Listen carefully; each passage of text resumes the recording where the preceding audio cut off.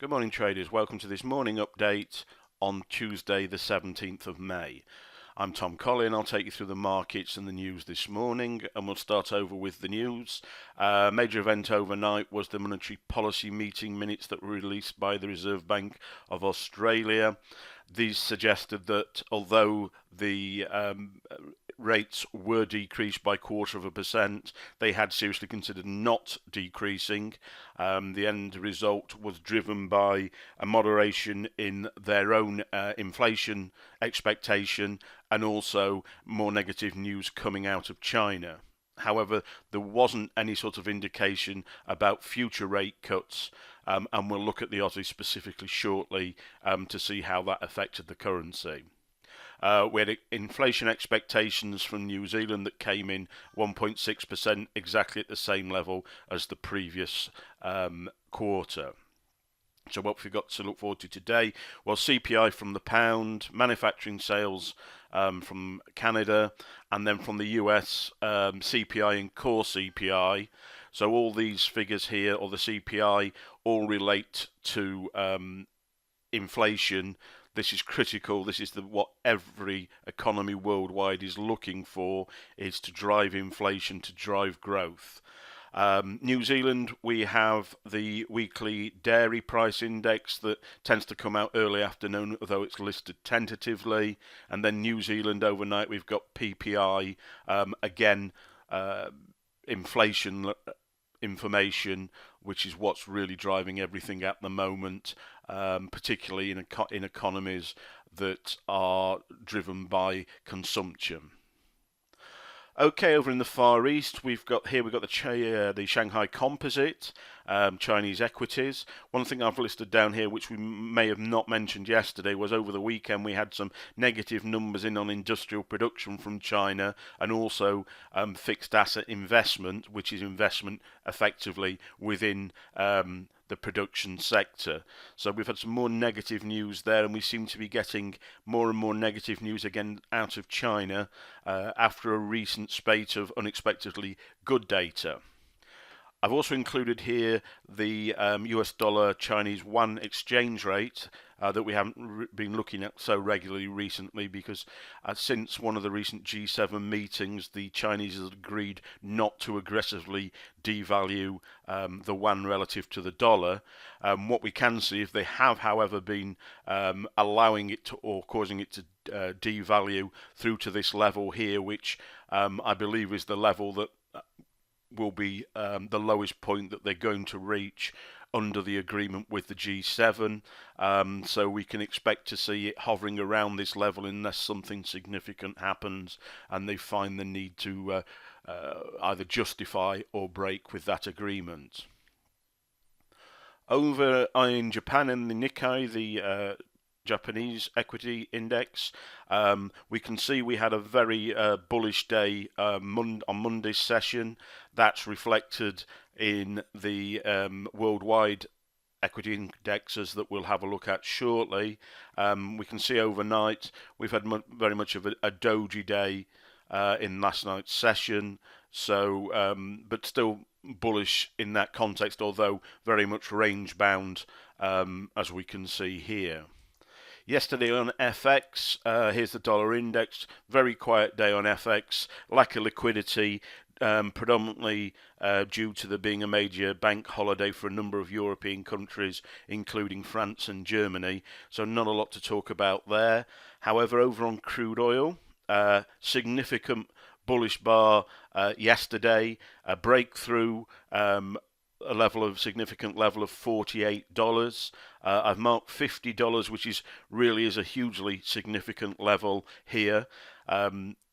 Price oil has been driven by allegedly supply and demand.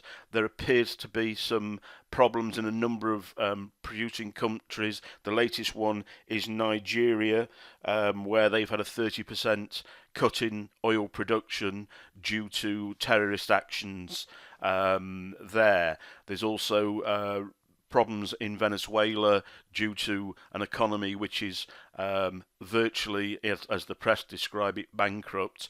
So the supply and distribution of their oil is also becoming a problem.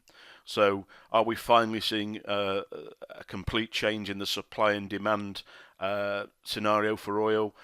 I'm not sure yet. It's too early to see. Whatever happens, I think we'll reach the 50 level. We're going to see a reaction to the downside from that level. The question is, does it provide a ceiling, or is it just a pullback before we break through that 50 level? That's something that we'll be watching very closely. But it was this that drove the equities markets yesterday. Here we can the S&P 500. Strong bullish day there. That was reflected in all the US equities indexes. Also across Europe, predominantly saw bullish moves in here due to that rise in oil, and particularly in the States, big news was that Warren Buffett's bought into Apple, which is one of the biggest US companies. He previously hasn't bought into technology companies, so made quite big news. And the rise in prices of oil dependent businesses and Apple and the feel good factor from Buffett being involved there has driven price there. We were short this market last week from this level around 2080. We took profits out at 2040 here. This is the major level we were and still are looking to break. We see the potential head and shoulders here. Obviously, what happens today will determine whether that pattern still remains with potential or whether we're going to see further upside.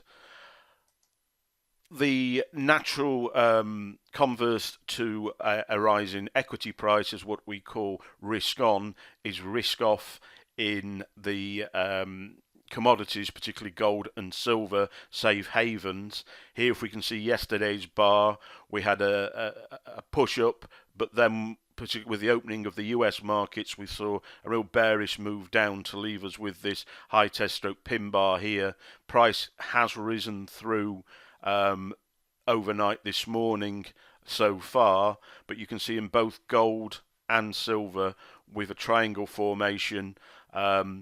Both these markets have caught extreme signals suggesting that these markets need to pull back before moving on bullishly. We are overall bullish these markets, but we're looking for a break below this triangle and this triangle. We're already short silver. You can see our entry here. We'll be looking to add in at the bottom of the triangle, break, close below and retest. Same on gold. We're not in gold currently, but a break below, close below, retest will give us an entry to the short side there. Now we will be quite cautious on setting targets here because the markets are very bullish. It's the COT signal that tells us that they are looking for some sort of pullback. We believe that silver will pull back further than gold, hence the fact we're already in silver. The reason for that is if you compare the ratio of prices between gold and silver, gold is relatively high in valuation to its norm with gold. So that would give it a further room to move to the downside. Okay, over to the Aussie. We spoke about the news, the monetary policy meeting minutes that came in overnight. We saw a bullish move on the Aussie here. We weren't particularly expecting that. I believe that came more about because there was no definitive or even suggestion of further rate rises. I believe that the market expects another 1 or 2 rate reductions for the Aussie this year, but there was no mention of those or timing. Hence we had the bullish move there, which triggered it into our Aussie entry short here. We didn't necessarily anticipate that would happen on news last night. So it will depend what happens on the open of the European markets this morning. Aussie does typically follow through in the early part of that session, so we may actually find that this trade gets stopped out. Not a problem. We have further levels that we're waiting for above, and our bias very much still short the Aussie. It's just about picking that entry again, should that one fail. Okay, that's everything for today. Just a reminder, the usual reminder, you're looking at Phoenix Blue Pure analysis. Hopefully you like the look of the clean charts, price action, horizontal levels and no indicators. We trade with a fundamental bias. Commitment of traders analysis is something that we specialise in and is not integrated by a lot of systems in the way that we do. The nature of what we do means we can be very accurate. We tend to use 40 pip stop losses on major FX currencies, so we are profitable with a smaller number of winners. If you'd like to improve your results, visit our website www.phoenixblue.co.uk. We actually have got a 2-hour free workshop this afternoon. It may be too late. I'm sure we could squeeze you on there if you go to the site and make contact, or info@phoenixblue.co.uk. Simply send us an email with any questions about this video or anything in general. Okay. Well, that's it for today. Hopefully another successful trading day, and we'll speak to you again in the morning. Take care.